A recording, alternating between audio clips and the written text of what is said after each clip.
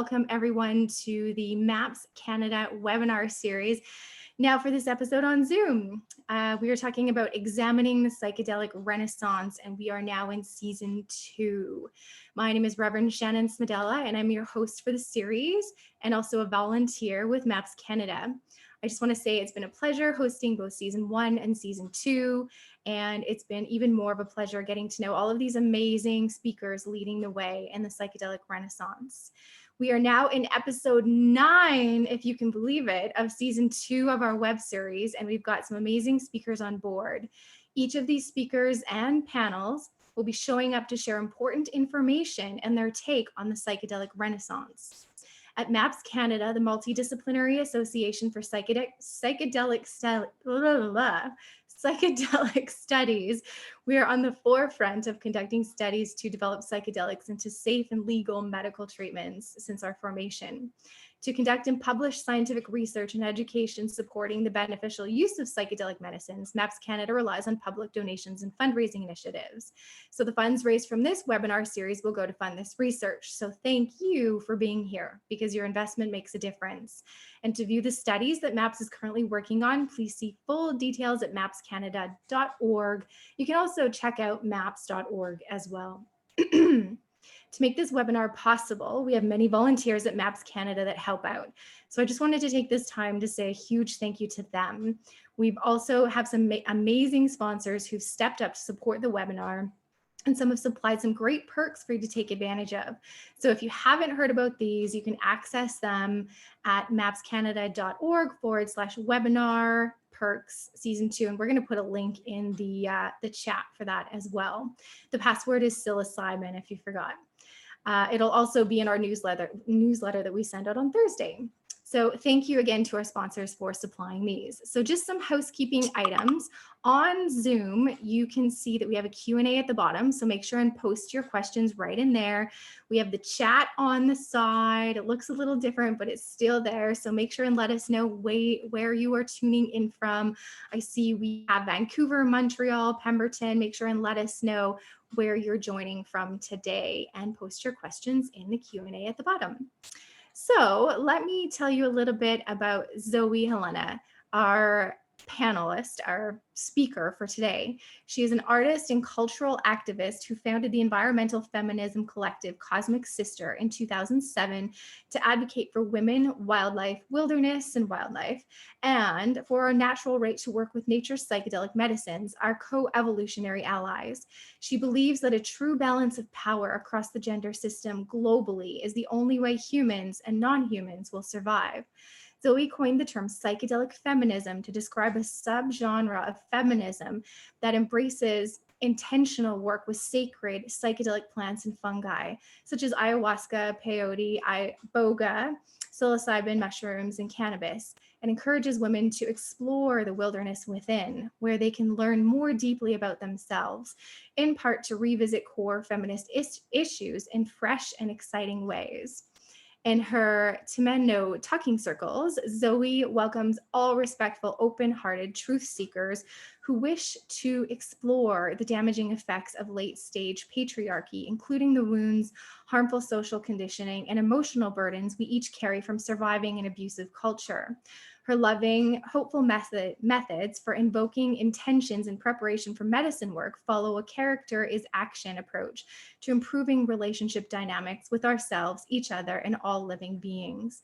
Zoe is a spiritual agnostic with a passion for cultural and biological diversity and archetypal psychology as the language of psyche.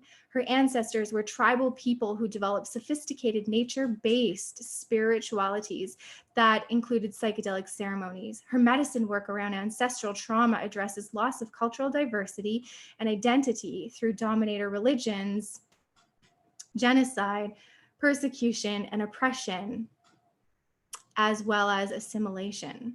Zoe travels the globe with her ethnobotanist husband, Chris Killam, promoting plant medicine, indigenous rights, and environmental protection. She earned a Master of Fine Arts in Professional Theater from Brandeis University, where she was closely mentored by legendary costume designer Patricia Ziprote. Her work has been featured in Forbes, BBC, Bust, Playboy, Vice, Broadly, Tonic, New York Magazine, Boston Magazine, Huffington Post, Alternet, Sensi, Civilized, Double Blind, Psychedelics Today, Psychedelic Times, the Journal for the Study of Radicalism, ABC Australia, Radio New Zealand, and many other top tier media venues, and I'm sure many more to come. So today, our topic, exploring ancestry with the help of sacred plant allies, can be empowering in surprising ways. Delving deeply into our individual and collective past can help inform choices we make in the present for ourselves as individuals, for the people we love, and for the future of life on Earth. All of our backstories brought us to where we are today as a collective. This is classic psychedelic journeying work. It's about truth seeking and treasure hunting, discovering, reconnecting, recreating for a better future. Who are you? Where do you come from? How do you get to where you are today? The paths of our ancestors all lead to the present. You, me, us. Where will we go together tomorrow? Help me welcome Zoe Helena.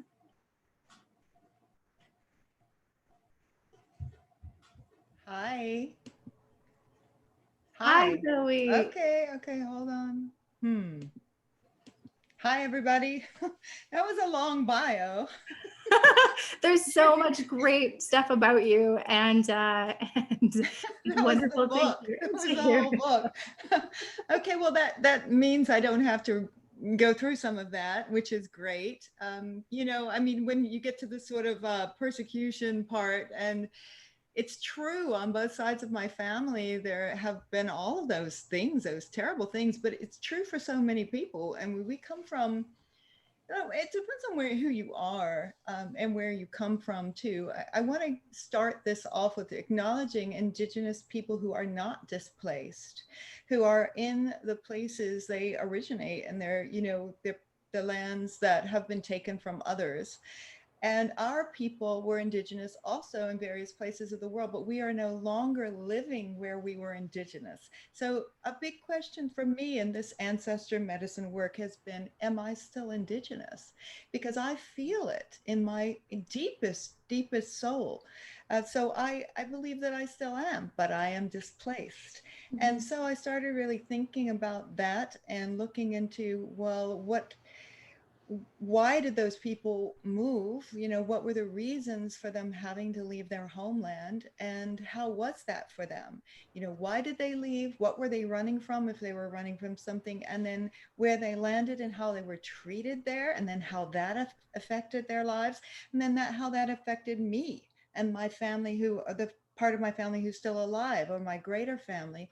And I also at the same time was feeling, hearing from many, many different people, especially women, because I work mostly with women, about their own ancestral work with medicines. And these medicines will often give us ancestral work without even asking for it in ceremonies. I've heard iboga. I have not tried iboga or iboga, depending on how you pronounce it, but I've heard that it's very much a medicine for ancestors. I first experienced ancestral medicine with, I guess it would have been first with ayahuasca, and second a peyote. So from there, it just kept coming back. And the first time I had the experience of seeing or being visited by my ancestors was just out of the blue. I didn't know about intentional work yet. I just sat with the medicine and let it do its thing. And that worked really well, but it doesn't work as well as when you have intention. But this particular time was interesting because we were in an actual village on one of my husband's medicine hunts, an expedition in the very far away village in the Peruvian Amazon. And we were working with a tribe that we were trying to see whether they would be able to um, work the land that they lived on and gather medicinal plants for trade globally at a really good rate, right? In order to help them out of poverty. So we were there, and we were there for over a week, and the children had no school, and they were very lovely children, very bright and very loved too. It wasn't like they weren't taken care of. They were really loved, and they liked me. I was this unusual person coming from wherever they, who knows what they thought of me, but there were many, many children, maybe 30 even, and they were little, like I think probably 10 was the eldest, and boys and girls. And so they would follow me around and following me around. And we had a wonderful experience together. So that's this, they were Shipibo people, and they gave me the name Little Bear. And that comes into play with my ancestor medicine later because there's a connection. And I wasn't really sure whether I liked being called a bear, but they saw my expression when it was translated to me, and they were like, "Oh no, no, no! It's a pretty little bear. We like the bear. We like." So I was like, "It's okay. Bears are cool." But I didn't even know there was a bear in the Amazon. But it turns out that there is, and it's actually it's a bear that goes between the Amazon and the Andes, and it's a vegetarian bear. So I appreciated that. So that was a little bit of a sidetrack, but it comes around, I promise. So these people were, we were there for, it felt like a lot longer than it was. I think it was about 10 days.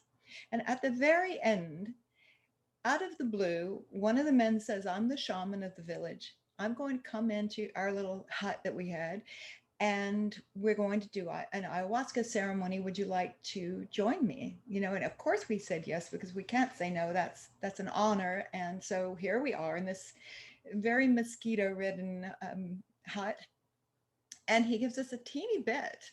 Now, I'd already had quite a few ayahuasca experiences at retreats, and they were Shipibo run, but we drank a lot there, and it was an entirely different situation. This was with a crew. We were with NBC Nightly News, actually. So we had the crew there, and they didn't really know this was going to happen. We didn't know that was going to happen. And so when it happened, Chris and I both kind of agreed, let's don't drink too much. The cameraman's over there, the producer's over there, maybe we kind of take it easy. This is not the night to kind of go through our most difficult traumas. So we had a little bit, and I remember sitting with that medicine in the middle of nowhere and feeling like it wasn't coming on, because it wasn't as strong as I was used to in these malokas at these retreats. I wasn't seeing a lot. I was not feeling nauseous, none of that, but it was very calming, loving, centered medicine. So I let go, and all of a sudden this brilliant light comes forth and towards me into my eyes, just like kind of like a star, but it was so full of love. It was warm and loving. And it was my papu, which is grandfather for Greek. We were very, very close. And all I can tell you is that it didn't look like a person.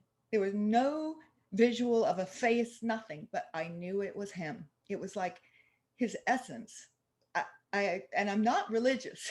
So I was like, well, it's not an angel per se, but I could certainly see how somebody could call it an angel, because he's not alive anymore. And it's like his essence, and it's gloriously beautiful and loving. But then right after that, it was like he came and he gave me a message that I needed to hear, which was that it was okay, that he was proud of me and the path that I had taken, because it's not at all what he thought I would be doing, and not at all what I thought I would be doing. And I guess I carried a little bit of concern. He was that important to me, and I didn't feel that I was doing maybe what I wanted to do, or what he wanted me to do, rather. So that once he did that for me, the feeling of release for me, it was so empowering and beautiful. And as soon as I embraced that, more of these lights came towards me out of this blackness. And they just came and came and came and came. And it was just like full of light and stars. And they were all my ancestors. And they were all saying the same thing. We love you. We love you. Live. Live that life that you have. We're not alive anymore. So live. It was a very clear message. And I think that is what set me on this path. That was my first visitation. Now, I have heard, like I said, many other people's experiences, and I wish I could share them with you tonight, because I think they're fascinating and profound, really, very moving. But I don't like to do that, because first of all, I need to get consent from each and every person I share a story from, because it's their medicine work and it's private, you know. Also, I feel that they would tell it better than I would. So I'd rather wait for them to have an opportunity to share their beautiful ancestor work. But all I can tell you is this is something people do and get a lot from. So for those of you who already know that, great. I hope I have something interesting and new to kind of share with you, because this isn't new to me either. And I'm still getting stuff from this. I'm exploring this and it's exciting. If you are new to it, just, you know, open your mind, listen up, see what comes up for you, and explore. I mean, I think a lot of my work is about exploration. And I say that because we're reinventing, in a way, we're rediscovering in this renaissance how these medicines work, and all of these ancient cultural traditions, you know, most of what those were is lost. So the reality is we have bits and pieces to pull from, and we have the medicine itself. And the medicine, I believe, really helps us to create or to co-create these rituals and ceremonies around which work with these medicines for our times and for our people. And that's how I see it. And yes, you can draw upon your ancestry if you have any information, but I think a lot of this is intuitive. You know, and that this is where the ancestor medicine part for myself is really intriguing. You know, where is it in, you know, where does the sort of DNA aspect of it start, and where does the cultural programming or teachings or trainings or even just experiences and how we process it, where does one start and the other end? And of course, we don't know that. But we do know that a lot of people out there, there's scientists who are studying this, and it's a new frontier to just look into what is ancestral or DNA or genetic memory. How much can we carry from our ancestors in actual data in our minds, right? And how much of it is passed on in other ways? Like I said, behaviorally, you know, if your grandparents, for instance, came over as running from genocide, or your great grandparents, does that then follow through in you, not even genetically, but in terms of how you were raised and the kinds of ideas that were around you? The fact that you knew that this could happen, that would actually become part of who you are. So all of these things we carry, we're very, very complicated creatures. We hold a lot in there and in here, in our hearts too. We carry so much that we could just be working with these medicines our entire life, and we would never know ourselves. So with that, I want to take a moment to dedicate this to my mother. My mother's name, in her Greek name, her real name is Ioana Castana. Okay, Ioana is kind of Joanna, and Castana is a family name from our village, our Horio. That's how you say village, and it is sort of. I've been thinking about this with this ancestry work. You know, I have not been able to find a word for tribe, but that village is still a tribe. It certainly was, and it certainly is. I mean, you didn't marry out of it. You were very proud of being part of it. You know, it was the village. And so I almost feel like Horio in that sense is more than village. Maybe Horio means tribe. You know, a lot of my ancestor work has been about, what are these words? Where do they come from? Are they truly Greek? You know, our village was originally called, well, we grew up calling it Arakova, okay? Everybody said, oh, where are you from? Oh, we're from Arakova. Oh, you're Arakovitan. It was like a tribe. Like I said, doesn't matter where you were in the world. If you were Arakovitan, you were tribe, okay? Very, very tribal. And this is, I mean, think about it. These people have moved all over Australia, Canada, you know, the United States, anywhere in the world, and they are still tribe because they're from Arakova. But it turns out that Arakova is a Turkish name for our village. It's actually a translation of the name, or one of the original names. But they were see, listen, I do consider myself one of them. They were our dominators, and they were very, very brutal for, I believe I'm still brushing up on all my history, but I believe it was like 450 years. It was a very long time of brutal domination. So it wasn't just that the name wasn't our language, the name of the village. It was also that it was named from our dominators, and brutal dominators. They didn't just come in and mingle. Some colonizers do that. Colonizers, they come in and they're more gentle.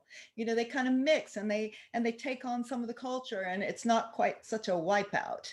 This particular group was terrible, and they also said that there was no speaking of the Greek language. So all of those years, the Greeks kept their language going, hidden in caves, teaching the children, and it was on pain of death. You would be killed if you were caught. So that's also part of my heritage, and all these things kind of speak to me, like, where are these things coming from? I know a lot of these things were instilled in me by my yaya, which is Greek for grandmother, and papu, which is Greek for grandfather, like I mentioned, and all the others, the great aunts, the uncles, etc. These ideas of how freedom is important, and how you fight to keep your culture no matter what the odds are. They're instilled in me. Now, are they instilled in me in my genetic memory, or are those from my family's teachings, or me picking it up from being around it and loving them, and them loving me? That was part of my experience with them, was mostly very, very positive. So I also want to say, I'm only half Greek. And this is important too, because I'm hearing this from a lot of people, especially Indigenous people and Black people, who are talking about this idea of half caste, or mixed blood, or quantum blood. I grew up with this idea that my mother, being full Greek, and Greek from this particular place, right, full blood for thousands of years, and she decided to marry a white boy. And that is what my father was called at the time. He was not called an American boy. He was called a white boy. He wasn't really, he's a mix too, but that's another story. So I grew up with this mother who married out of the village, and therefore I was half Greek. I was half tribe, but they accepted me because I look more Greek. My two blood sisters do not. They look more like my father's Scottish side and Jewish side. My father is almost half, a bit more Hebrew than Scottish, but it's a Scottish Hebrew mix. So we're mixed. And my two sisters, their genetics expressed in different ways physically. So we were treated differently in life. And in my Greek community and my ancestral group, who, even though they had to leave their homeland, still maintained this deep tradition of who they were. It was important to them. They saw me as looking more like them. So they accepted me more. I got more love, I think, is the truth, which is sad, but I did. So I say this in part because I can speak to my own ancestor work, but I think it's pretty universal. I hope there are others out there who are hearing me and going, oh, that's how my family is, my Indian American family, or even more so, the Tamil people. Oh my goodness, Tamil Nadu people are very tribal, or wherever you're from, there are so many people who can relate to this, especially immigrants. Now, in the United States, which is where I am right now, and where I currently call my home, I've lived other places. I am a United States citizen, and I was born here, but I think of myself more as a global citizen. So where we are here, we are truly a nation of immigrants and Indigenous people. If you're not Indigenous, then you have to be by default an immigrant or a refugee. And that's where it gets interesting, because there is a distinction there. All refugees who are living here are also immigrants, but there's something about the purpose behind it. Why did you come to the country you're living in if you're not Indigenous? Okay, that's a separate thing. Where is your history? Where did your people come from? Why did they come to where you are now? What happened to them? What were the choices they made? Did they come because they had to? Did they come because they wanted adventure? They sought adventure or opportunity? Were they settlers Did they come over because this was the new world to reap their fortune by kicking out whoever was there? I mean, these were the ideas of the time. They wouldn't necessarily have been bad people, but they bought into the ideas of the time, as do we all sometimes. We're all victims of that. You know, we live in the era that we are in. Sometimes our cultural ideas are incorrect at best. So all of those reasons for coming to where you are, if you moved, I mean, some people are still living in the countries where they are from. All right, so they're going to have a different experience. This is typically this particular talk, if you will, or share. I'm sharing with you mostly a work that I'm doing that explores working with the medicines in this particular realm of looking at your past from a long time ago and your past more present. So, you know, like in the last 100 years or even 50 years, you know, what is your ancestry in recent history and then farther away history? So from that perspective, I want to talk about DNA testing a little bit. It's very strange to be seeing myself and just talking to myself, but here it is. Okay, so there are all these kind of pop culture ones, very popular, called like DNA Plus. No, I'm sorry. Yes, DNA, Ancestry.com, I believe it is. They're okay. They don't go very deep. Now, Chris and I did that first. Chris is my husband. He got it for an anniversary present and a few years back, and it did a number on me because it did give me a big surprise. And that big surprise was that I was twice as Jewish as I thought I was. And there was only one way that there's one place that Jewish could have come from. It was on my dad's side. He did the test too. And it had to be his great grandmother, who had always said she was German. She was from Austria. We knew the story. We had the family stories, but the stories were that she was German. She was German. She was Austrian, which was Prussia at the time. That's been part of my ancestry work to figure that out. But she was really Jewish, and she was running from persecution. And when she hit the United States, they were going to New York. They didn't make it to New York. The ship landed in the South, and it was the year before the Civil War. So there was no way she was going to tell anybody she was Jewish. She and her mother made it to the shores. Her father died on the way. So can you imagine the 16-year-old trying to make it again in the southern part of the United States right before the Civil War? So they passed as white. And she married somebody very wealthy who happened to be Scottish descent. So that's where the other Scottish comes in.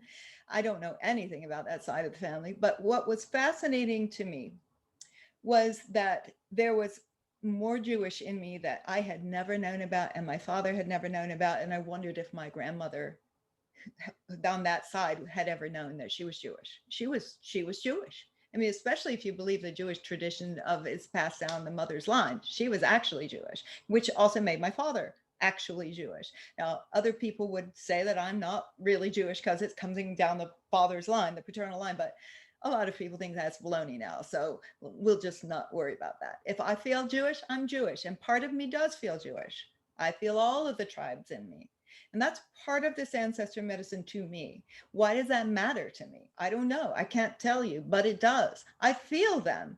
I feel them inside me. And it's empowering to have that feeling. I know where I come from more than I ever did. And the odd thing is I've always had these connections to things like, well, first of all, as an actress, I was cast as a Jewish woman a lot. And that always was, yeah, I guess I can pass as Jewish and I have a little bit of Jewish in me, but it turns out, they were seeing something else. They were probably feeling the tribe in me, all those Jewish directors casting me as the Jewish woman. But I digress. The DNA work is very, very interesting. But the problem with these particular kind of popular DNA ones, it's like they scratched the surface. First of all, their map was very modern. They had kind of the Greeks and the Italians as the same, which they mostly are, but I knew that they weren't completely. And I also was like, well, when are they talking about? I mean, when is this? 100 years ago, 200 years ago, 50 years ago, 1,000 years ago? And that made me start thinking, this is a problem with these DNA tests. They don't give you a concept of the timeline that is, is very important in ancestral work. I think going back further, especially before the dominators, whoever they were in your ancestry, chances are there were dominators, and even like Britain had dominators. You know, they had religious dominators. Pre-Christian, the Brits were actually kind of cool. Sorry, that was not meant to be a diss to Brits. My husband's at least half British. He's got a lot of British in him. I tease him about that. But yes, I mean, pre-Christian, they had very fascinating, deep nature-based traditions with like spiritual traditions with dragons and things like that. They were very rich, fascinating culture that then was mostly lost. So if you have English genes, and you want to really look in your history and you want to go back far, far, far, look before the dominator religion, because all that other stuff, it's interesting. And if you're Christian, you know, I'm not trying to dish you either. Just saying the really interesting ancestor work comes before the dominators, whether they be religious dominators and or cultural or enslaving your people, whatever it was they did. This has been going on since the beginning of humanity. I mean, it's all over the world. There've been dominators and colonialists, and you know, the word to colonize doesn't actually mean what is kind of generally used in modern culture today. It actually, you can colonate, you can be a colonialist, or what am I trying to say? You can colonize a place that doesn't have any other humans in it.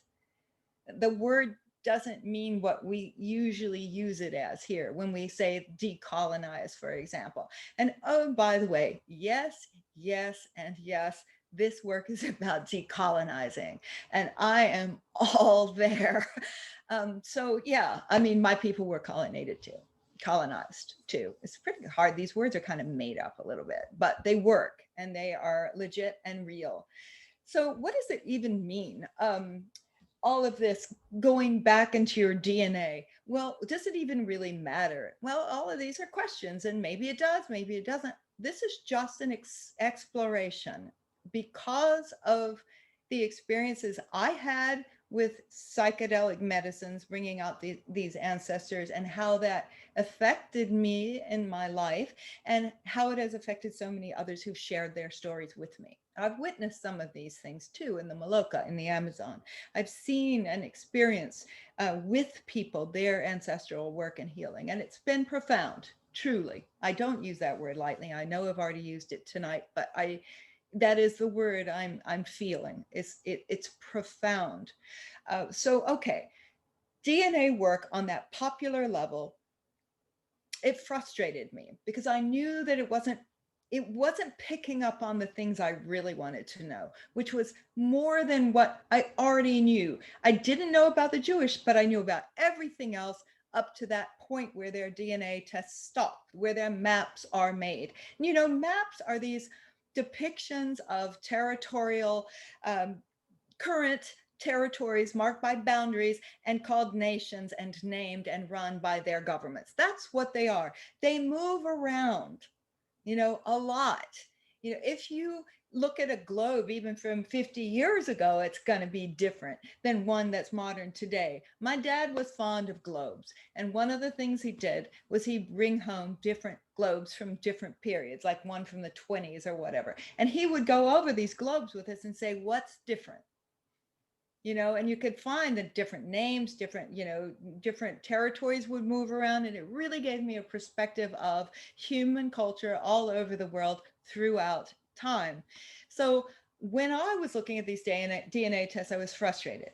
So I kept looking, and I happened into this amazing DNA site that you can go to called DNA Consultants. And these people are unique. They, the man who founded it, he and his wife are both really, really good at genetics.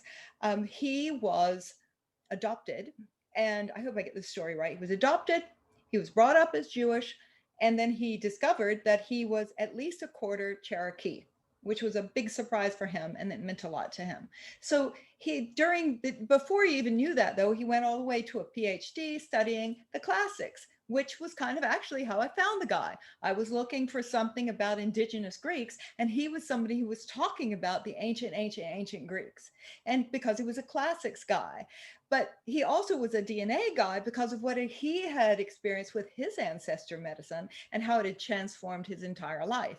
It had changed it so much that he began to be fascinated by DNA testing in the modern world, and he founded this company. I'm not trying to like sell his company. I'm saying that the guy is really doing something unique, and it has been a major tool for me. It's not inexpensive, but they're a small company and they do it right. So if you can come up with the money, like, ask for it as like a birthday or holiday present, or do a crowdfunder, whatever.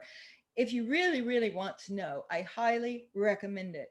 You basically, they have these specialized tests, and some of them are really interesting. He has been able, because of his classics studies, he's been able to make friends with some of the people around the world who work with the most rare or ancient human remains, like mummies, things like that, all over, the oldest ones. So they will take I don't know how it works, but there's a particular kind of tissue and hair that they have to get enough information from these ancient remains.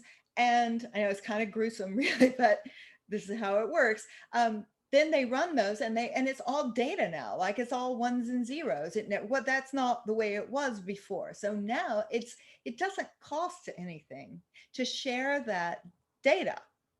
Okay, it used to cost something, and it also is a lot easier to share information, which is a beautiful thing. So this guy running this, his name is Donald Yates. He basically had good relationships with these other people, and they were able to, these scientists, they agreed, okay, I want to be part of your DNA mapping. I'm going to send you all the information that I've collected. So he's got this extraordinary database of ancient DNA, and he's really into this. He and his wife too. She's awesome. She's Jewish, so when I found out the Jewish thing, she seemed legitimately interested in, and helped me to find more. And she helped me. I was interested to find a little bit, even go deeper than that. So she helped me to understand scientifically which members of my family might help me to find more about me, and which maybe wouldn't. It's honestly, it's over my head. It's the truth. It's so complicated, but it's a fascinating science. And I just want to know where the hell I'm from. So I did this test, and there's still more to do, but I did some specialized tests. They have one called Primeval Dna, meaning all of those really, really old ones. And depending on how much money you want to spend, I only had a certain amount, you can select which ones you want to try. So I made some random guesses, and one of them that was a big surprise for me was that I have Viking in me. In fact, it was the first settlers of Iceland. That I did not expect, and we just finished Vikings, and that was kind of fun. But it's not all about me. These are examples that I've had that you will have your own. And I also want to say a couple of things. I wrote this down. I'm not even looking at my notes because turns out I'm kind of excited to share this with you. So I hope you're liking it. I can't see you, I feel like there are people, okay, who have a really good family tree and have done the genealogy. Now I've got people in my family who've done a beautiful job with that, and it only interests me to a certain point. I guess I don't know who they are. I look at the maps. I'm like, oh yeah, okay, the tree goes on forever. This person was this person, whatever. It doesn't really say much. It's a name, and it only, it's missing things. It's got, for instance, let's just say there was somebody gay, right, who had the real relationship with a gay man. That man's not represented on the family tree. Well, that's sad. That's not how my family is. I mean, I've got people in my family who are gay, and they would not have made it to the family tree. So that, I don't like that. There are a love child. A love child would not show up on a family tree necessarily.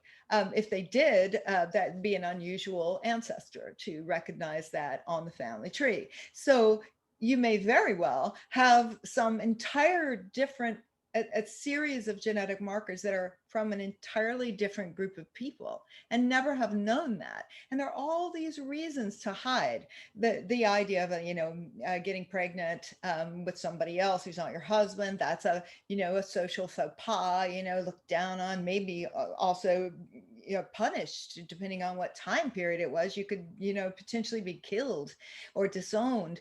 So, people hid those pregnancies that weren't with our husbands. So there's that. There's also just the fact that you're going through these things and you recognize that the family tree, it's like a 2D representation of something. It's only going to give you enough information to start with, and that's how I'm seeing this work. It's like a treasure hunt for real. It's fun. You don't really know what you're going to get, and one thing leads to another. And I'm not going to lie, I've been working with cannabis. When I do this work, I often go way deep into the night. I eat an edible. I like edibles. Edibles are my preferred way of going there. I don't get so much that I'm completely out of it and hallucinating. I'm pretty keenly focused, but somehow I connect in a different way when I'm working with that medicine and doing this work on the computer. It is on the computer. I happen to be very good with search engine technology and like finding very obscure pieces. That's something from my tech days that I learned. So, and I'm also, my MFA was actually a lot about research. So I'm a good researcher, but I love this what's available today online. It just seems to go forever. There's more and more and more information being put on. I remember when you couldn't search and come up with a PDF that was a copy of a book that is no longer in print, for example. It will search for you. You can also look at bibliographies. If you're looking at a piece of writing that you think maybe has a clue or mentions something, look at where they got that information. Look for those books, buy them if you have to. They're out there. So these are like what I call the threads, like a thread of life. You grab that thread and you pull a little bit and you explore. Is it going anywhere? And it becomes this path of exploration for your ancestors. But the DNA piece, I think, is very important. It gives you a clue of where to look. If you really want to know who your people really were, DNA doesn't lie. That's the thing about it. There's no hidden thing, it's like, no, this is who you are, actually, genetically. So what if you're adopted? What does that mean? Well, what it means is your family who adopted you are wonderful, and it's great that they adopted you and you love them, and it's no diss whatsoever to want to look at what your DNA is inside your body. That's okay. I don't see anything wrong with that. I would hope they wouldn't. It doesn't mean you don't love them. It doesn't mean you're not their child. It means that you also have this other family genetically, ancestrally. Now, here's where it gets really interesting. I've thought about the adoption a lot, because how much of your ancestry are you getting from the people who adopted you, the family and the greater family who adopted you? Their genetic memory, their genetic socialization or ancestral socialization has imprinted you. So you do, in fact, carry their ancestry from that perspective. And I think that's really beautiful. But you also have this other ancestry, and I think it's wonderful to find out a little bit about that. So I highly recommend checking it out. So from that perspective, I wrote down a couple of things of these kind of paths that I've found to be particularly helpful. And there are many more, but this is something for you to just kind of look at. Okay, so let me just find this. Of course, I can't find it because I haven't been following my paper, because I never do. All right, so I'll just remember it. There are many ways, many paths to follow that will get you clues. Remember, it's like clues. You're treasure hunting, right? Let's say I say follow your passion, right? You might not be really very into, let's say, military history. There's a lot of military history, a lot of it, all right? It's everywhere. In fact, it's the predominant history, military. This guy was in this battle and won this and blah, blah, blah. I could care less. I mean, the big battles are important. I get that they're important, but That's not history to me. That's just sad. So I like to look at more human things like the arts. Okay, but even within the arts, which art are you going to study? Which path are you going to follow? Because when you start to look at an art, any of the arts, visual art, theater, music, dance, any of the arts, you begin to see the influences, because each piece and each period was influenced by another period. Nothing is, we are all of our ancestors all the way back. All of us are. We didn't just kind of come up with these things that we are today. We learned them from somebody who learned them from somebody who learned them from somebody. These influences are part of our creations. So the arts will are extremely rich. If you wanted to kind of study and follow the path, the migratory path, or your ancestral treasure hunt through music, or through visual art, or through dance, if you can find any. Artifacts also are really helpful. Art and artifacts go together a lot of times, but artifacts also can tend to be remains or ruins or things that were used in life, like we would call them props in the theater. A glass or a chair, or the way that you worked the fire. Those things are more artifacts, but art can be artifacts too. But art is art. Art is an expression of humanity. So these are just examples. So that's one set. You can also say, okay, well, I don't have that much interest in that. I'd like to kind of say, I'm really into martial arts and weaponry. Okay, I'm not personally, but my husband is. So if I was to get him interested in this work, I might go, hey, check out this like incredible path of sword makers that I found. Like, look at what they were making in this era. They were warriors. Look at the work in this gold in this whatever. But again, you can tell I don't know very much about that, because I don't know what to say. The arts I can tell you about forever, because I know that well. So I think that there are these different paths that you can find. Another one that I thought would be great for a lot of people is cooking. Cuisine, how to make things. What were your ancestors' foods? That's a really fun exploration, and I've done a lot of that from a plant perspective. I'm very interested in mythology, which is also another really great way, a path to follow. Mythology, or better yet, spirituality or archetypal psychology. Those are beautiful pieces. They're everywhere. Again, mostly pre-Christian. I highly recommend that. Look at that. Or pre-dominator religion, because it's not all about Christianity. Christianity is not the only dominator religion on this. The ones that I'm talking about. Not saying anything's wrong with them. You can also explore the history of those religions and see where they came from, because religions evolve and they are censored. They are the books are rewritten, they're translated, etc. This, it's theology. Look it up.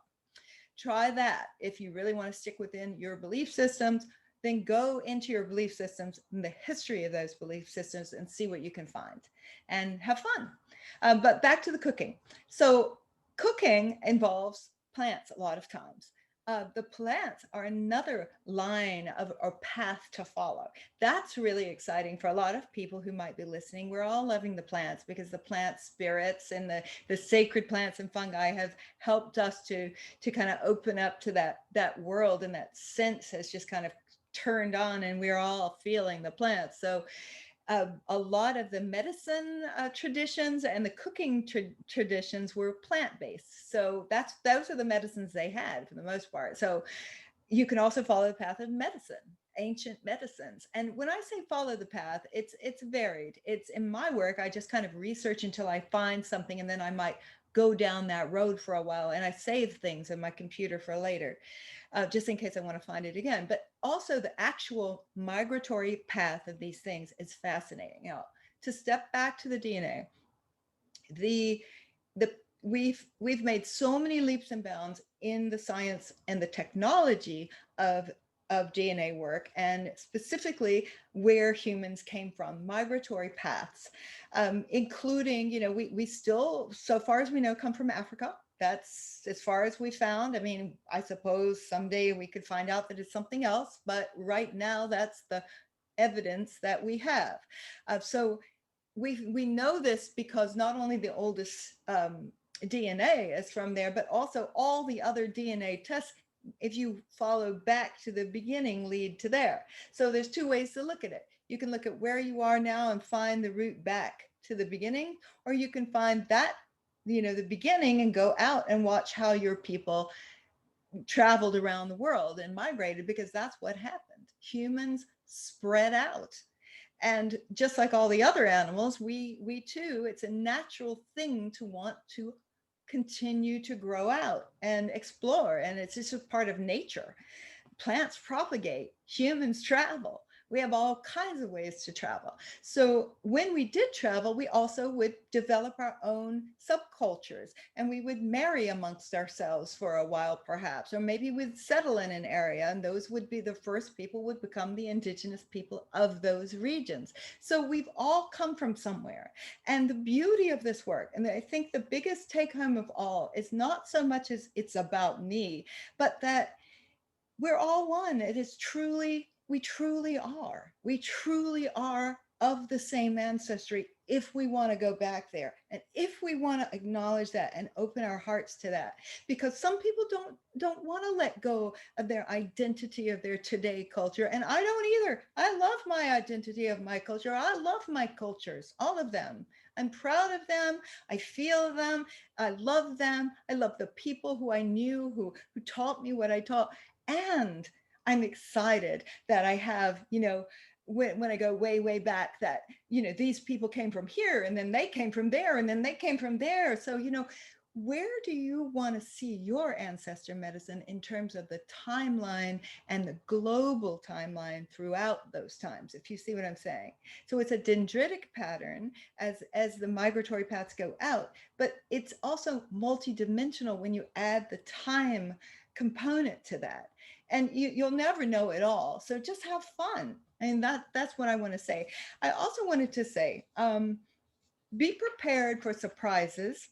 Sometimes people hide things because of where where they are. I know people who have discovered that they have African genes, Black African genes, and they didn't know it because their family didn't want people to know, because they lived in an area where there was very bad racism and potential violence. Same kind of thing with my Jewish great grandmother from Austria. She couldn't be Jewish in the South. She would have been persecuted in some way, very serious actually. I learned just today, looking it up, on my Greek side, there was a brotherhood. I wasn't allowed to be part of it, but my papu was very, very into it, called a HEPA. And I just randomly said, I want to know this for this talk tonight. When was a HEPA founded, and why was it founded? And sure enough, I was kind of blown away. I knew that the Greeks were treated as not quite white. I knew that because of the actual experience that I had in my life, and especially full Greeks of my family, and how they were treated, especially when they first came over. But this AHEPA group was actually founded because the Greek immigrants in the South were experiencing real trouble from the KKK. That's the definition of the mission statement. It's since become more community service. You can look it up. But I thought that was really interesting. And it is a great example of how what I'm calling ancestor medicine works. I looked at it because I was just letting myself follow this path. And that's what the medicine, as in the psychedelic medicines, are telling me to do.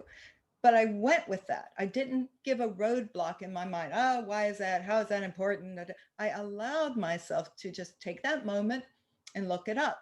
I mean, we have these tools available and this information. We never had this before. So what an extraordinary thing. I'm going to use it. I was in the car. I Googled it.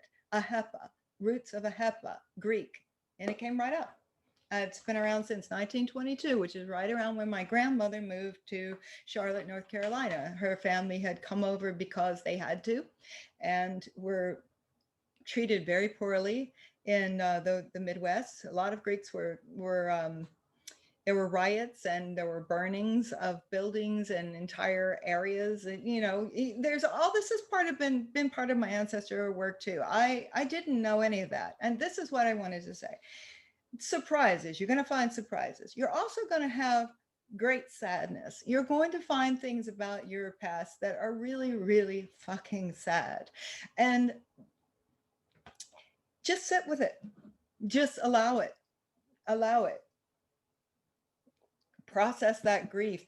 But the grief, just these normal stages of grief, I suppose. There was also some anger. I was particularly angry when I found out that there were indigenous Greeks. I didn't know that. Nobody had ever told me that. I mean, all the Greeks in my family, for the most part, are Greek Orthodox. They are very proud of their ancient heritage because, you know, there's a lot to be proud of there, actually. But they also are quick to point out that that's pagan. You see, because they've been taught that this religion that was, you know, basically forced upon them is a better religion than the one they came up with. And I'm not a religious person. I'm a spiritual person. But see, the ancient religions were extraordinarily spiritual. And I think that they were rich and profound. There's that word again. They really are. The gods and the goddesses, from an archetypal perspective, those myths have such deep meaning for even today. They're very relevant. And this is true of so many cultures. I mean, mine, I know a little bit more because it's a language. I wanted to learn one language well so that I could really get into it. So years ago, I started this when I was about 21. I started really looking at archetypal psychology from some of the best teachers out there who, I would say, you know, Christine Downing, Dr. Harvey Cox at Harvard. I would say Jean Shinoda Bolin. There are many of them doing really beautiful work with this, where you go into the myths and you really look at them from a perspective of creative mythology and who we are today, and who you are, and who your family is, and just the human condition in general. So that, for me, was part of my heritage, and I was damn proud of it. And why wouldn't I be? But in my family, they would get excited about talking about it because they knew it was great. And then they'd be like, oh, but that's not Christian. So there was some anger for me about that, and deep sadness that they felt that way. And that they had been, that they had lost that extraordinary creation that they had brought into the world to something else that was from someone else that wasn't them at all. And they'd been that, and they still are that. And I'm sure there's some Greek Orthodox people out there who are horrified with what I'm saying, but the thing is, it's the truth. It's factual. So do with it what you will. All of my grandparents were all Greek Orthodox. I understand that it meant a great deal to them, and I have great respect and love for them. Again, I'm not dissing anything. I'm stating facts. And I believe that the medicine is about looking at truth and then doing what you will with that truth. You know, but if you don't know that truth, you aren't going to heal. You have to look at it. And like I said, some of this stuff is painful. Very painful. I don't need to tell people who are looking at things like slavery that it's painful, or indigenous people looking at their ancestral medicine, knowing that they were recently taken over by a foreign force and there was genocide. But my people have genocide and slavery too, quite a bit on both sides. So I get that. It's just not as recent, but some of it is. I mean, it is on the Jewish side for sure. And also there were 2 million Greeks that were killed. So, you know, that, and genocide. So that was recent too. Just because you don't know about it doesn't mean it didn't happen. And so I carry that pain, and I'm not alone in this. So I also wanted to say there are some people who, this is something I've mentioned a few times, but I've got more to say about it. I find it extremely sad that we've been duped into calling ourselves white. If you relate to being white, I don't, but others would say I'm white, but I don't relate to it. Okay, I think it's a bullshit concept. I think it's a construct. It's a racist construct. There is no white. There's, you know, what is that? You're going to lump in the Scots with the Brits, with the Scandinavians. You're going to say they're all the same. I mean, that's like saying none of their culture matters. None of their language, their spirituality, none of it. Excuse me, their music, none of it. They're all just white because of the color of their skin. So, excuse me. See, I get all I get excited about this. It upsets me. When someone says to me, I did my DNA and I'm just basically white, I go, well, what are you really? I mean, give me more than that. Well, I'm white all through and through. Okay, well, what kind of white? Where are your people from? And then they'll be like, oh, Britain, Russia, maybe Germany, Poland. Like, well, those are extremely different places with rich spiritual traditions and cultures and music and food, and just go and explore and find out who the hell you are. You're not just white. That's sad to me. So, sorry guys, I I guess this really gets to me. So there's sadness there of what's lost, but there's also joy, and the joy for me, it vastly exceeds the pain. It's about, it's not just a sense of belonging, and a sense of pride. It is also, like I said, ultimately, it's this celebration of what is best about being human, this creativity that we have, this wonder of life, and this attempts to express how we see it and how we experience it. And these things are our best. This is what we are best at. And there's such depth and breadth in the past that we have lost, and we can hold on to what we can still find in these pieces and bring it back and learn about it and express it and share it, and maybe even evolve it now, bring it back. I know that one really strange thing I found out, and during some of them, going back to the Greek thing again, but on the Greek side is there are apparently a rather large group of people in Greece who are going back to the old religions and bringing back the festivities, which involve psychedelics. So, I mean, in a way, it doesn't surprise me, because Greeks are like that. I mean, I feel like, yeah, rah, rah. I mean, I don't know that I want to go and, actually truly believe in these beings as deities, but I don't know that they do that either. I think that it can be a lot more open than that, where you're really just expressing these archetypal ideas in life, and you have ritual and community around them. I'm open, but like I said, there's these other sides. Okay, so I did, yeah, this is one more thing and I don't know how much time I have. So Shannon, if you want to jump in, you're welcome. You can keep going, yeah. Zoe. I love what you're talking about. So just keep going. And then whenever you're ready, we'll jump into questions here. Okay, all right. Well, there's this one more sheet that I wanted to bring up. And you understand, like, this is just something in process I'm doing, and I'm not alone. It's a zeitgeist and collective consciousness. I know a lot of other people are doing really cool ancestor work. So I'm doing my best to share with you kind of something that's in process. So this is talking about a little bit more, less DNA and more about experiential, behavioral things that you pick up. So in the first example, before I go into this, would be like my mother again. She was a child of the Great Depression. She was born right smack in the middle of the worst of the Great Depression in the United States, so much so that they didn't name her. For long enough for her to know her name as Babeka, which means baby. So they called her baby. So she's Becky. So she's Ioana Castanis is her real name, and it's Ioana Castanis Green, and my dad's name's Greenberg, okay? But she didn't even have a name until she really didn't kind of come to Joanna, she came to Becky. So they just left it. If you ever run into a Greek named Becky, it's probably the same story.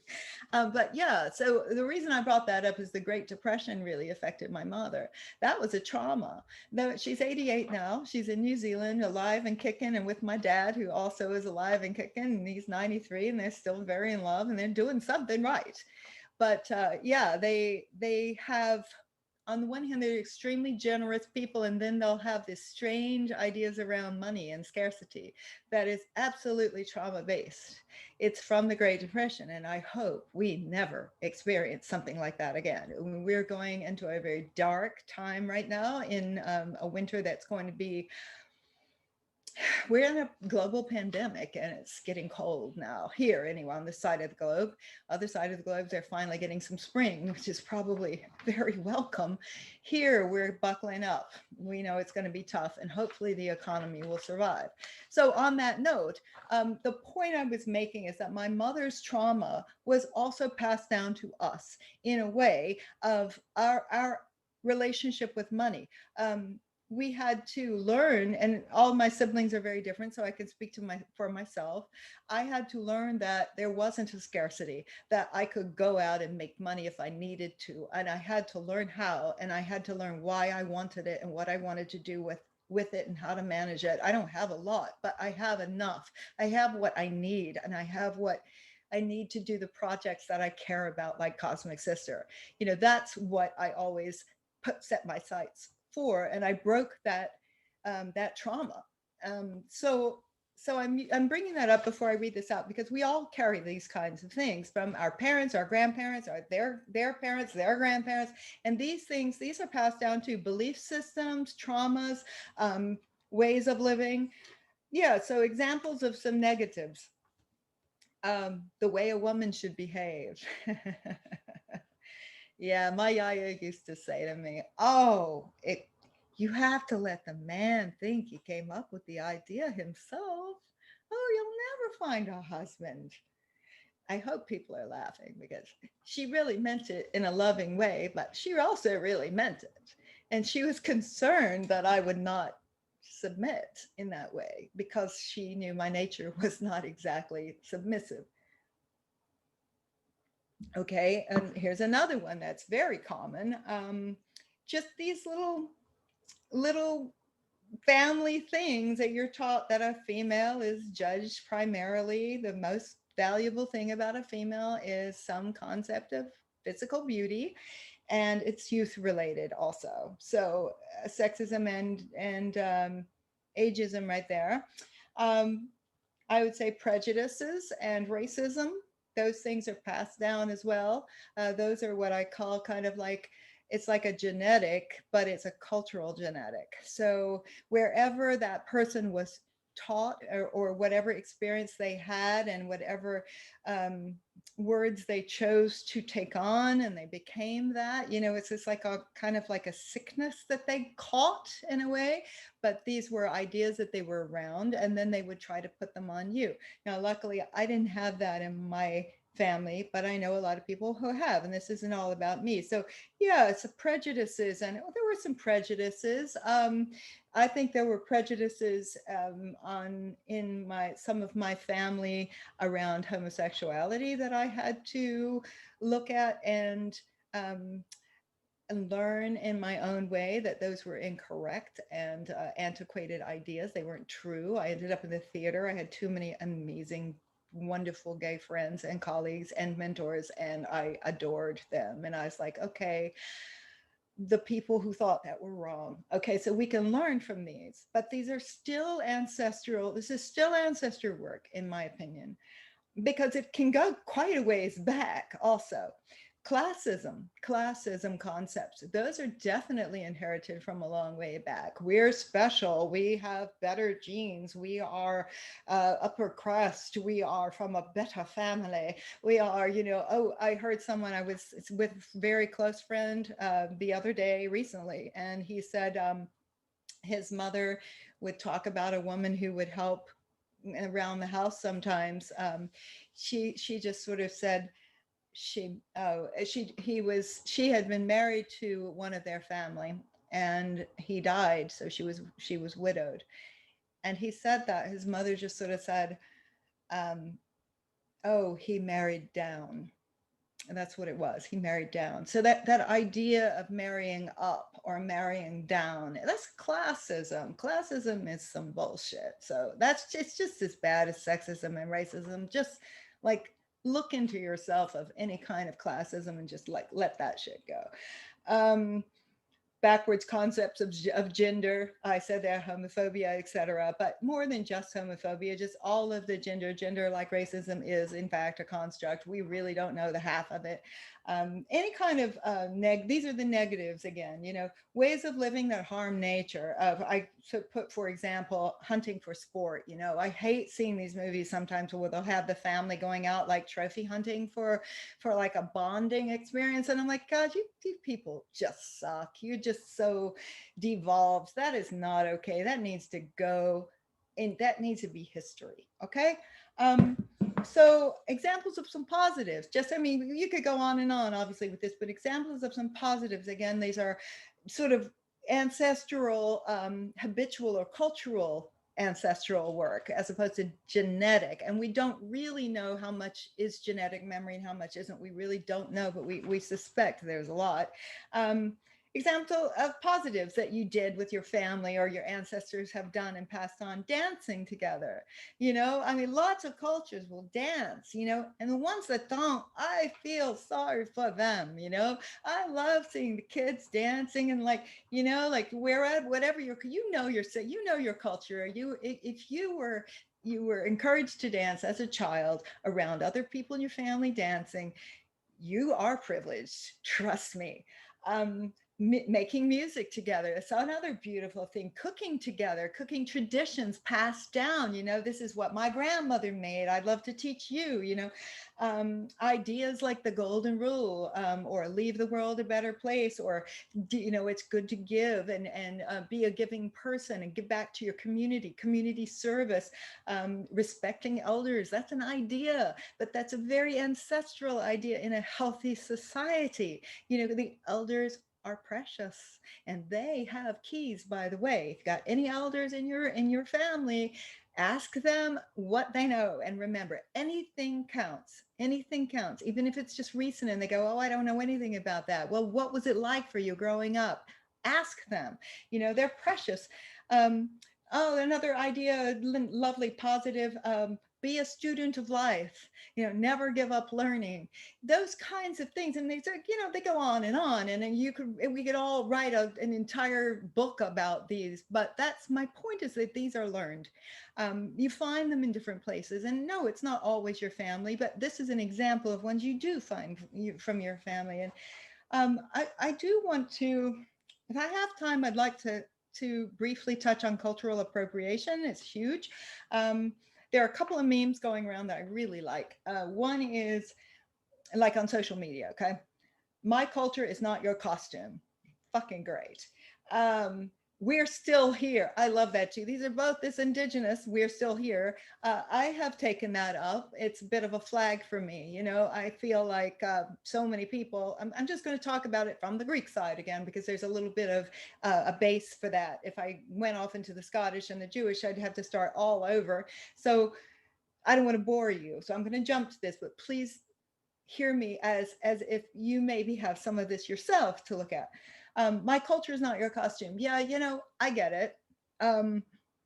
But everybody wears Greek goddess costumes. I mean, I had to tolerate something the other day on watching Netflix, or I guess it was YouTube. We were looking at a trailer and we had to see some truly obnoxious car ad, or car insurance ad. And they were all these, sorry, white people in Greek outfits, and they were so crass. It was such crass costumes, there was nothing like them. And one was supposed to be Aphrodite, and one was supposed to be, you know, they had their names, I don't remember. I honestly, I was offended. And you know, I have a good sense of humor, but I looked at Chris and I said, that's offensive to me. It really is. It should be pulled.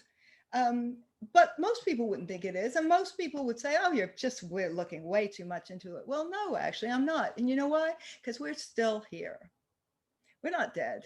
And I don't buy into the Greek Orthodox. That's not Greek. I buy into the real Greek stuff. And that is the gods and the goddesses from the ancient days as archetypal psychology. And they're rich and they're deep. And they include symbols that are very important to a psychedelic culture, like the labyrinth. That comes from Greece. Psyche, as in psychedelics, comes from Greece. Psychedelics is Greek. Diaspora, we're talking about, all of this is about diaspora, either diaspora or indigenous people. That means to scatter around the world. It means people who are not where they are home. They're not in the home for some reason. They have spread out. That's a Greek word too. It goes on and on and on. There are a lot of Greek words.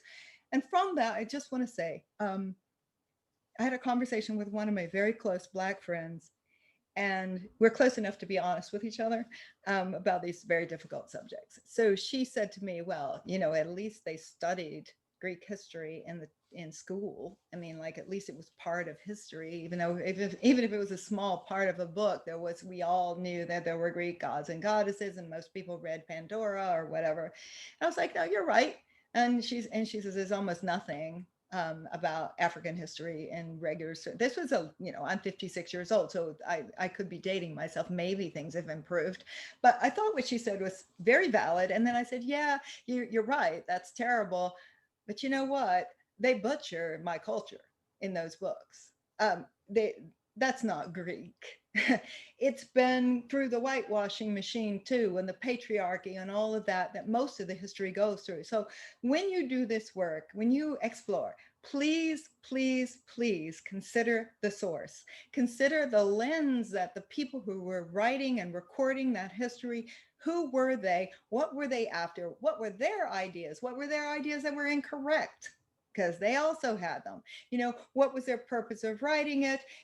All of those things, you have to consider that. If you can get back to primary research, it's always better. I have, for example, found poppies to be very interesting to me because they were extremely important in the medicine ceremonies, which were mostly done by women. Women were mostly it was mostly medicine women in Crete, the Minoan tradition and the Mycenaean tradition, and also in my Horiol, my village, they were women. It was an Artemis Temenal. That means sacred space, by the way, a temple.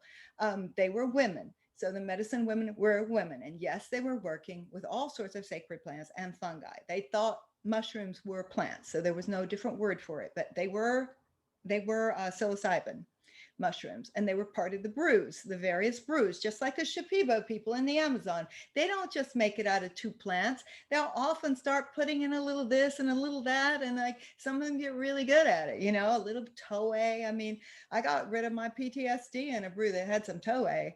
So the Greeks had these brews too, and most of them are lost.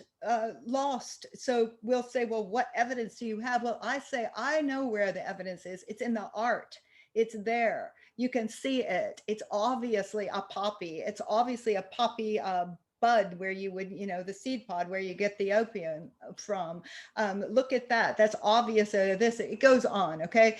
So if you look at the primary research, then you're the person who has the lens. It's your lens you're looking through. So if you want to look through, an anti-racist lens, or if you want to look at it through an anti-sexist lens, like you want to look at back and say, where are the women? Where are the women? Where are the women? I mean, have fun with that in the Old Testament. But, there's this Lilith character that, she's intriguing. You know who Lilith was. In case you don't, she was pre-Eve. And okay, so she was created for Adam, and it was Adam and Lilith, not Adam and Eve, but Eve was not quite human. And the reason was she wouldn't submit to Adam. So God made Eve out of Adam's rib, and she was submissive, except she was also feisty. But Lilith is such a great archetype because she's the woman that was like, okay, I'm out of here because I'm sure as hell not going to be like, made from your rib. So look at the women in the spiritualities, look at the women in history. What were their roles? What's there? What's left? What's remaining there? It's very empowering for us females. And we are still oppressed. I know that some of the men are like, oh, come on. We are. Okay. Trust me, we are. You would know if you were us. We live it. That's another meme I really like. It's not identity. It's not identity politics. It's my life. That's great. See, there's some good memes out there. So yeah, a couple more things if I have time. Shannon, do I have time? Yeah, absolutely. Go ahead, Zoe. Okay, I guess people can drop off if they want. It's not like they're stuck in a hall. It's okay. I won't be offended. This is cool stuff, though. You might like this. All right, some of the things like actionable items. You know how you work with the medicines, the psychedelics, and you integrate. Part of that to me is how do you walk in the world with those what you've gotten, whether you've gotten a tremendous healing or an inspiration, or you've just learned how to be better in relationships. How can you put that to work in your life, in your actual life? Well, these are some kind of fun things from they're not really fun. They're actually really deep and difficult, but they're positive in a sense. That's what I mean. This is hopeful work. This is progress, but it's also an action item that any of us can do. I live right next to Amherst, Massachusetts, and it bugs the shit out of me that it's still called Amherst. I mean, early on in my marriage to Chris, this is where we land. This is where he lived, so this is where I landed. I read about Amherst because somebody had mentioned that he was one of the men who, early settlers, very wealthy, in New England, who it's just, I don't even want to say, but he was supportive of the diseased blankets that were given to the indigenous people so that they would die, to get rid of them, basically. And I was like, what? They named a town after him? Well, he named the town after him years ago when those ideas weren't considered so bad. Like I said, things change. So the ancestry of the town I live in bothers me. I would love to see them change their name. And I have seen it two places, my village and Chennai, which used to be Madras. And that was a big deal for them. It's a big deal to change the name of a town or a city. It's got all the branding, there's Amherst College, there's UMass Amherst, there's like Amherst College would really go through something. But here's the thing, it's worth it. It's not about your business and your brand. And you can also spin that if that's what's so damn important to you and say, we're doing the right thing and it's going to take some time to get used to, but the next generation will know us as the new name.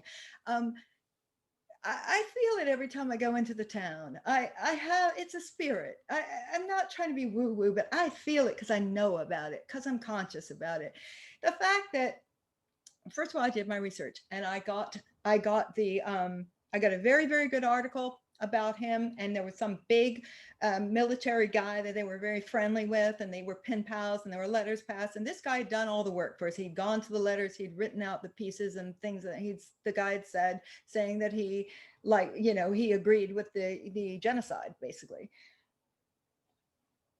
And so I knew which letters to look for, but I did actually look for the letters and I read them. I was horrified, and I will never forget. And I believe we should change the name of the town. So there's a little piece of me that kind of wants to take up that charge. But think about the towns you live in. They may be the same. It's common that these big poobahs of a different era were actually really terrible people. We have statues that are coming down too. I think that's ancestor medicine. We have one of the Cosmic Sisters, and it's on our feed on Instagram. She's doing a ritual, and she has a kind of owl feathers in one hand and she's smudging with the other. And she talks about pujaing, cleansing the bad energy on the what was a statue of some, I don't know, some horrible colonial person. I don't actually remember who it was, but somebody we shouldn't be celebrating. And that ancestry was there for her. Like, she just needed to clear the space of that statue. And I felt that was right on. Cities, like New Zealand, where I grew up, some of the places are called their Maori names. Maori are the indigenous people. Maori, I don't want to say it wrong, but that's more like Maori. We lived in Orewa, and Orewa is a Maori name. We also lived in Wairira. That was the next cove over. Each of the coves had different names, but we were next to Auckland, and then there was Wellington and Christchurch. I mean, come on, New Zealand, you guys can change the names. Those are not really great names anyway. They have no business being in the South Pacific on an island. So we could get a great prime minister. This is a good time to do it, and we're all rooting for you. Please just give them a good name. And the thing is, like, the name ought to be easy to say and easy to spell. And maybe it can mean something positive, like progress or love or harmony or, forgiveness, something beautiful that doesn't have to be like a person or a place in the old world, or something that's symbolic of the change. And I do believe that's healing. And I think that it would cause trouble in the communities for various reasons. People would push back, but in the end, the conversation that would come up would all be ancestor medicine. So I think I said that, and one of the things I had written for myself. Why does it matter to change a name? What's in a name? A rose by any other name would smell as sweet. Yes, that's true. And it's also symbolic. When dominators who have been brutal have the name of a place that you live, and your children and their children will live, you are reminded of that trauma, that ancestral trauma, every time you hear the name, every time you see the statue. For me, it's also in sisterhood with all the other females on the planet. I feel their pain when I see something that's extraordinarily male supremacist, and it's painful, like femicide, things like that. Any man that I know was brutal to females that is still honored in this day. We need to readjust who we celebrate. If I have a little bit more time, just want to mention some of this. I mentioned Dr. Harvey Cox because I was not his student at Harvard, but I did take Harvard Extension schools with him because I thought he was very interesting. And I was really more interested in the females who were working on this stuff, and I knew them much more deeply. I knew their work, but I did go to a class, and it was a life changer. So I want to say what it was. It was called, oh my goodness, it's over 30 years ago, maybe even 35 years ago I took this class, but it was the ambiguities of festivity, the ambiguity of festivity. And I was like, well, that's very heady. What the hell does that mean? Well, ambiguity, ambiguous. Kind of questionable. It could go different ways. Of festivities, meaning rituals and celebrations. We are just about at Thanksgiving here in the United States. I just don't know what to think of Thanksgiving anymore now that I know. It's a festivity that has a good and a bad to it.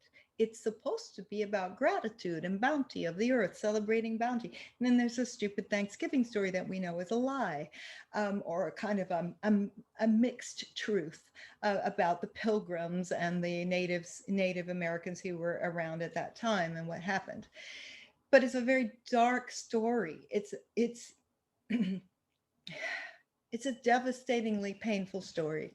So now, once you know that, once you know the history, once you allow yourself to feel it, then the part of me that is American sees that as my American ancestry, even though I wasn't part of it, my people weren't part of it, but I'm living here. I live in this town where this all happened. I live in New England. That's where it all happened. The Pilgrims came here. We're near Salem, Massachusetts. Is very close by. So it's pretty, excuse me, apologies. It's very hard. It's like going into an ayahuasca medicine ceremony and looking at some of the hardest things to look at. But here's the thing about Thanksgiving. The other side of it is this. The idea of Thanksgiving being on that day and the story about the indigenous people and the Pilgrims, that is separate from an autumn harvest ritual that is about gratitude for the bounty of the earth.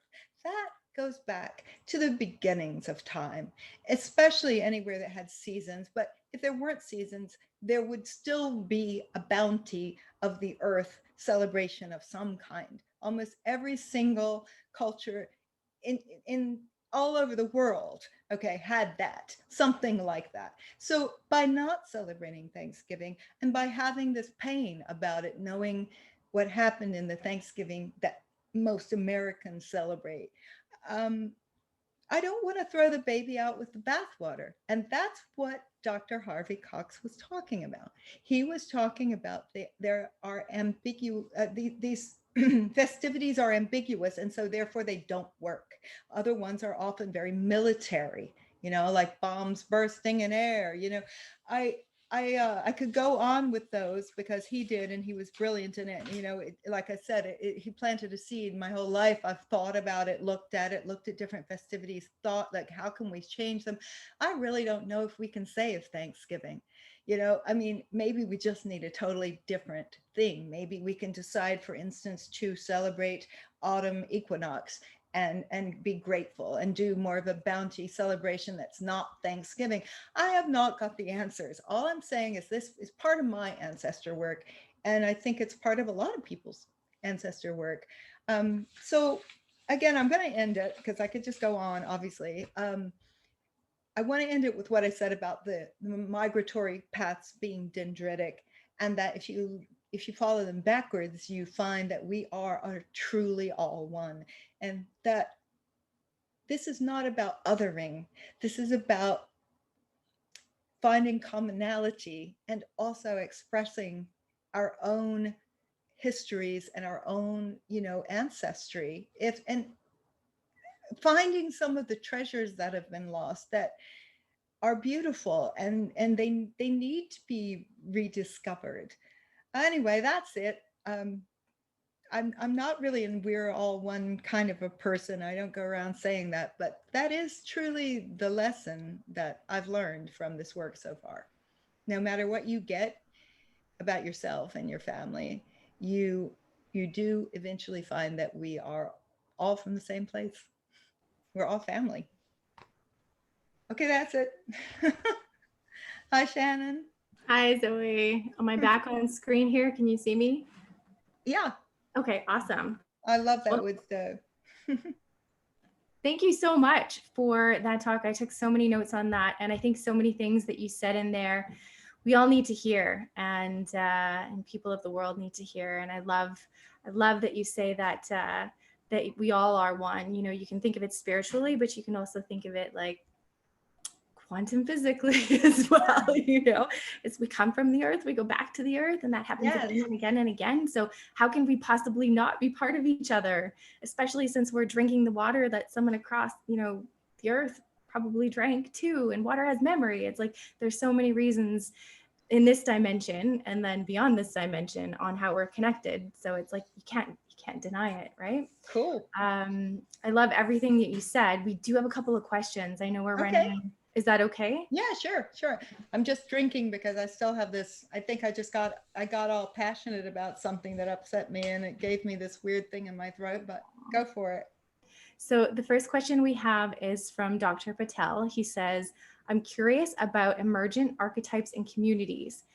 Have there been any reports of multiple descendants or tribal members reporting the same specific ancestral experience or message, either across time, milestones, regions, etc.? So he's asking, in medicine work, have people reported to me that they're seeing certain archetypes like a Virgin Mary or whoever coming through their visionary work? Is that the question? That's what it looks like. Is he still there? Reporting the same specific ancestral experience. Mm-hmm. I think yes and no. I think that this is a question that we can't really answer. It's kind of the same question as, is there genetic memory, or is it all something else? I think when we go into these medicine spaces with archetypes in mind, or archetypes that are important in our lives that we would recognize for who they are, they're already in our psyche. So for whatever reason, the medicine brought them out for you. I don't think they're actually appearing. I think they're appearing for you. Sorry, but I'm a spiritual agnostic. Okay, so somebody who actually believed in those might really think it's truly an entity that's there. And who knows? An agnostic doesn't know, so I'm happy with that. And it's not all about me. But if I saw the Virgin Mary, for example, I've heard quite a few people see the Virgin Mary. I'd be really surprised because I'm not Christian, but I've been brought up in a Christian nation. So Christianity's been everywhere in my life. I mean, when I went to the Greek Orthodox churches, I was always blown away with how patriarchal it was. And yet at the end of the like behind the altar, behind where the papas were, there was this it was a Byzantine church, in this massive, massive painting of a goddess with a little baby god in her hands. I mean, it was a goddess. That was Virgin Mary. So I wouldn't be surprised if she'd show up in a vision. But if what he's asking is, does that mean that they're kind of showing up because they're actually coming back as actual entities? The agnostic in me would be like, no. But archetypes coming up from the idea of like they're emerging because we're thinking about them and because they're important archetypes for our time. Yes, absolutely. Yes, absolutely. But, you know, it also depends on what traditions you're coming from. You know, I talked a lot about the Greeks, and there are people who know lots and lots about other archetypal spiritualities. And I mean, I would love to like just download that from them and learn from them. For instance, you know, I know nothing of the Norse gods and goddesses. They just seem like a blast. And the Celtic ones, I love to learn. Some of the Indian ones goes on and on and on. They are wild. I mean, there's so many. I don't know anything about Africans and different African traditions, and there's so many. It's a vast, vast place with many, many, many, many cultures. I'm learning a little about Polynesian from the Maori side. Again, all different archetypes, but archetypes do have human characteristics. So you'll find similar archetypes by different names in different religions, or that's sort of like more theology and archetypes. For instance, you could say that Aphrodite had similarities to Freya, and they do, and Isis too in Egypt. And when you start to look at those similarities, you also begin to see, well, what did these cultures come up with as archetypes, and how they embodied those archetypes, and then how those archetypes had relations with other archetypes. It also tells you a little bit about that culture. Does that make sense? Mm-hmm. It's a universal language, you know. It's I think it's more meant to be a language to learn about ourselves with, and to express who we are with, more than a religion. I do. Yeah. But some people, you know, have a different idea of faith. So that's fine. You know, I mean, I live as if these things are real. So what's the difference? Is it semantics? You know? Mm-hmm. What's another question? There's one from Sarah, and she Okay. asks about, let's see here. Can you talk a bit more about the relationship between psychedelics and uncovering ancestral memories? You spoke a bit about your personal psychedelic journey where your grandfather came to you, but I'm wondering if there are any other kinds of salient experiences you can highlight to show how the process of uncovering via plant medicine these ancestral memories work. Also, I'm curious about the differences between cannabis and other psychedelics, as you were briefly mentioning. Okay, well, those are two very, very different questions. I've had a lot of ancestral works myself come up, but I'm a big believer in intentions. I think that I did know a little bit about intentions that time that my ancestors came to me in that way. But I know that it had been bothering me that my grandfather was dead, and that maybe I would have disappointed him by the career I took. And it was on my mind, you know. It was top of mind when I went in and drank the ayahuasca. So it's a kind of an intent in a way. But I think that if you go in with real intent, like I would like to visit my ancestors, you know, that I suspect you'd get something. And if you didn't get it the first night, keep working on it. You might get it. It might not just be an obvious visitation. It might be something else, or somebody can show up as a wild animal or something. You don't know how it's going to work with ayahuasca or whatever. I had a very, let's see, specifically ancestors. Is Sarah asking, is it from my personal experiences or others that I've heard of, or? She's wondering, I'm wondering if there are any other kinds of salient experiences you can highlight to show how the process of uncovering these ancestral memories Okay. work. Okay. Lots of women tell me that they are visited by their grandmothers. I've had at least dozens of women tell me that my grandmothers came, my grandmothers came, and one in particular, I said I wouldn't tell other people's stories, but she is one person who said it was okay, but I'm not going to use her name just in case. Um, she was adopted and adopted by family, but she loves her family. And they're wonderful people, but she also felt very sad that she didn't have her own mother and father. So she was dealing with adoption things like, who am I, and that's it's a tough one. Um, and she had this profound experience. If I say this right, again, like this is her vision, so hope I don't mess it up. But the essence is, they came to her, all of the grandmothers. She says, all of the grandmothers, and they all said, "We love you. We all love you. All of your grandmothers love you. Look how many grandmothers you have, because you have the adopted side and this other side, your biological side. All of the grandmothers love you." And it was just very, very beautiful and very healing. So I would say that's one. In terms of kind of going back and um, more recent traumas, there was I think she'd be okay with me sharing this too.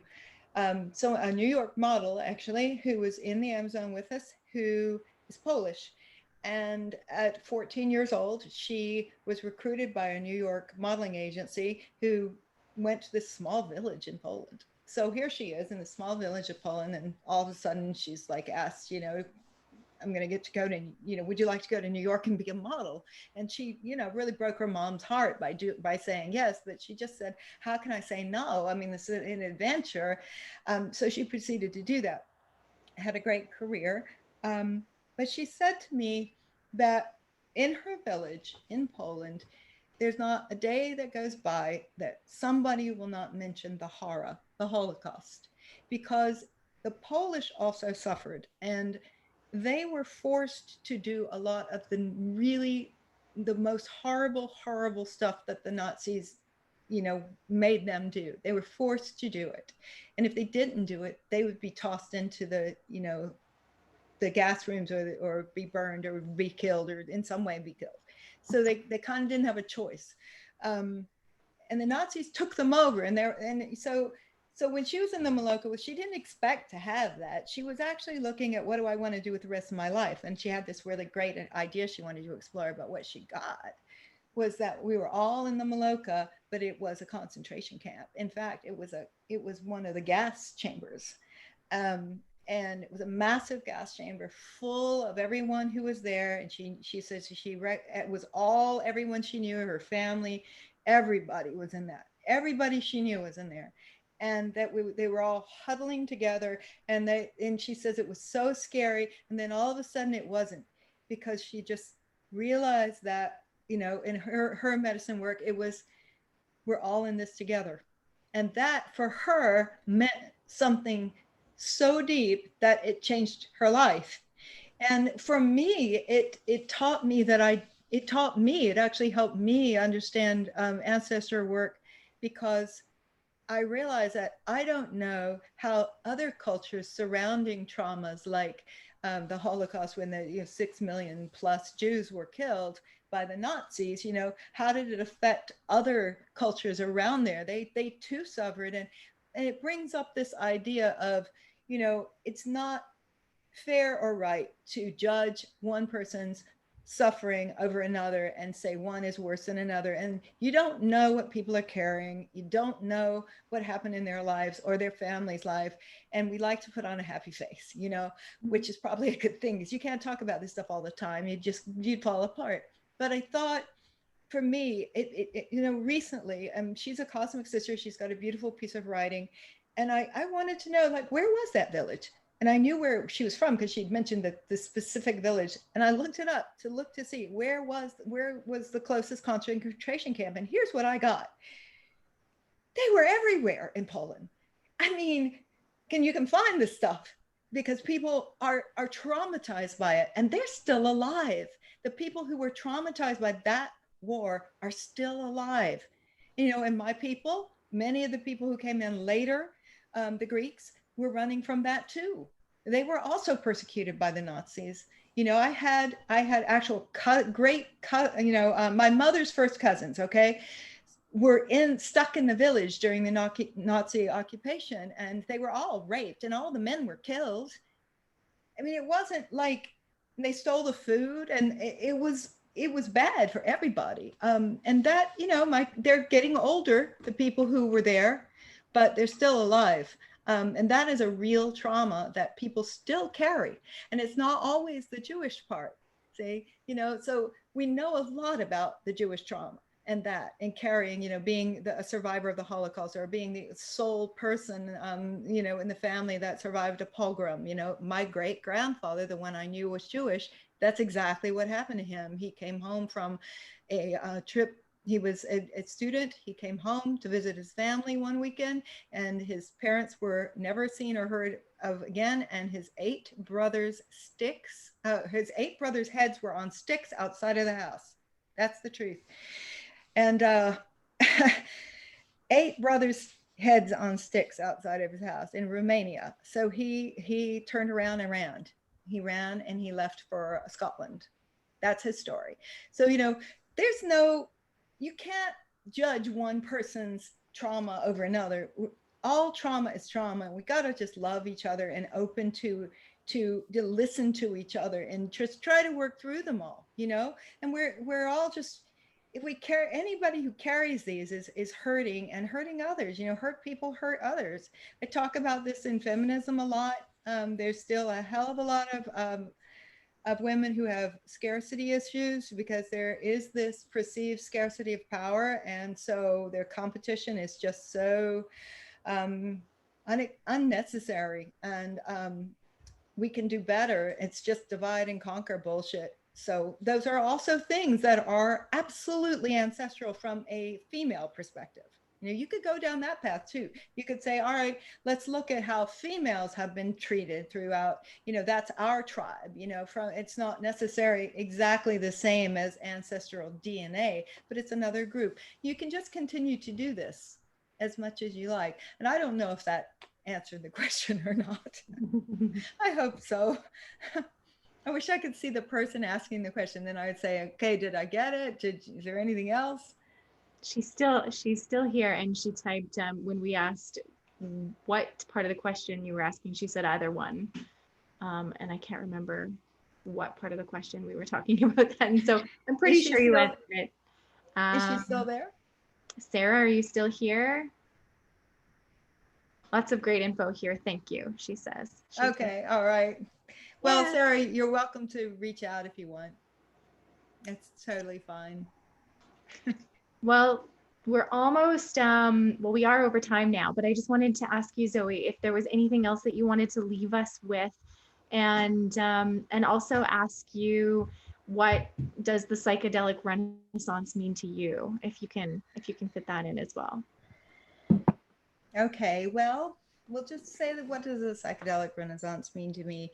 You know, it's an interesting term that it's a renaissance in the sense that these things are coming back out again. We have, you know, it actually is very relevant to my talk with the title, the Ancestor Medicine, because these medicines have been around since the beginning of humanity, for all we know. We have co-evolved with them. We don't know the half of it. I know for a fact my ancestors definitely evolved with them, because they were working with psychedelics on a regular basis. And a lot of the extraordinary things that they contributed to culture, which they did, we know there were psychedelics present. So it did good for them. You know, I think we're rediscovering them. And here's an example. Since you asked that question, and I'm talking about ancestor medicine, these lenses, I said, to go back and look at these through these lenses. One of the lenses I'm noticing is, you know, our psychedelic renaissance lens. We're looking at art and artifacts and whatever else is left of these cultures, and trying to look for the plants that were used. What were they doing? How were they doing? What were they working with? What was present at the time? You have to cross-reference. What was that particular species of mushroom even there? What was the poppy they were working with? How were they using it? What did they use it for? I think part of the Renaissance is about that, rediscovering and accepting that these are things that we do well with, like this is a good thing for us, and that without them, we kind of get lost, and we look where we are. I mean, it's not I think it's a pretty obvious statement to say that without them, we've been led to a very bad place. So I believe they may help us to keep us from being really wicked insane, actually. I mean, you could have that debate with somebody. I suppose you could always come up with something like, I mean, back to the Greeks again, we did eventually create a crazy man that wanted to take over the world, Alexander the Great, but that was also the very, very end of Greece. So we're talking thousands of years of a civilization evolving. And that was kind of when, the end of the empire, which they were promptly taken over by the Romans. So, but before that, in the creation of those civilizations, they were working with plants in an intentional way, in a community way, in ways that we're doing today. This whole thing with psychedelic therapy, I think there's like different factions and different kind of large swells within the Renaissance, and we talk about that a lot here at the house, because one of the things that troubles us is and it's partly because of laws and licenses, that psychedelic therapists must have psychedelic experience personally. I mean, and a lot.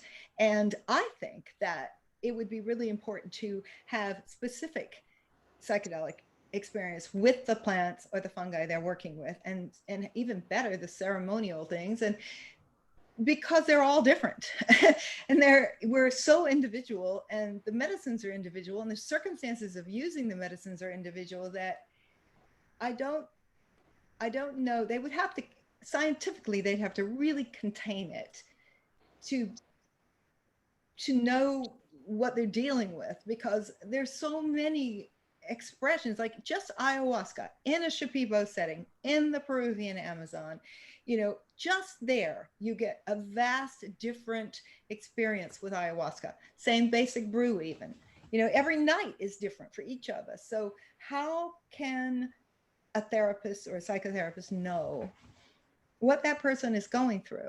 And also over time, see, this is the thing.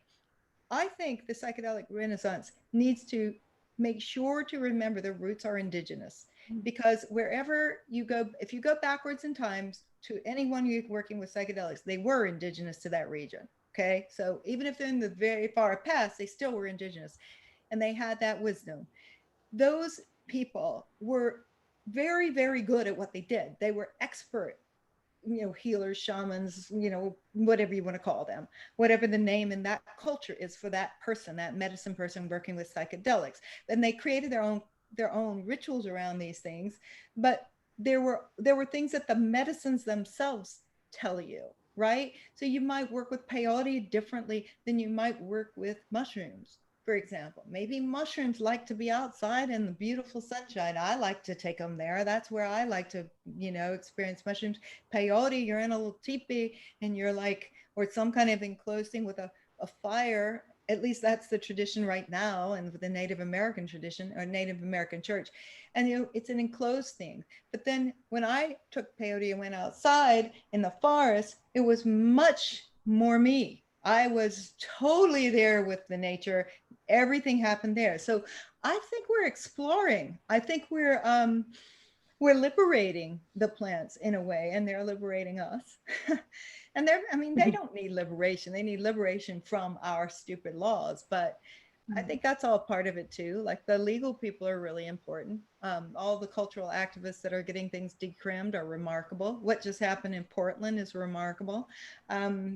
I mean, there's so much in the psychedelic renaissance that is about, I'd say, liberation at the very last minute. And if we don't it's frustrating to me because I'd like to have access to some of the medicines my ancestors were working on to explore. That's where I am right now. And I'm very upset that I can't legally explore poppies. You know, I really want to, but I don't want to take a risk. So I'm being faced with something others have been faced with, where you don't even have access to your own indigenous medicines, like your people's medicines. That's wrong. That's wrong. So it's gotten very personal. So I think that, yeah, that's a lot of what the Renaissance is about, is shifting the conversation so that enough people have the experience and have a good experience, so that they become part of the current and the movement forward to liberate them, to liberate the plants from us, so that they can then liberate us, I suppose. A cycle. Yeah, it is. We co-evolved. We really did. And, you know, I live with an ethnobotanist, and he's one of the great ones.